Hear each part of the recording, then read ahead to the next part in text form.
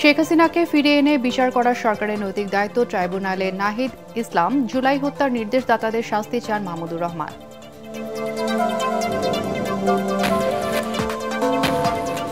PR নিয়ে কয়েকটি দলের আন্দোলন কর্মসূচি রাজনৈতিকভাবেই মোকাবেলা করবে বিএনপি।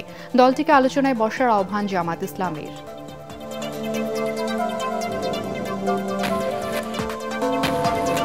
ভাঙার 2 ইউনিয়নকে ফরিদপুর 4-এ কেন ফিরিয়ে দেয়া হবে না হাইকোর্টের রুল। আসন পুনর্বিন্যাসের প্রতিবাদে শনিবার পর্যন্ত সড়ক অবরোধ স্থগিত।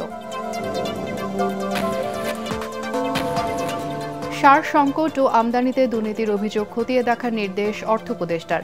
স্বাস্থ্য উপদেষ্টার বিদেশে চিকিৎসার ব্যাখ্যা দিলেন আসিফ মাহমুদ।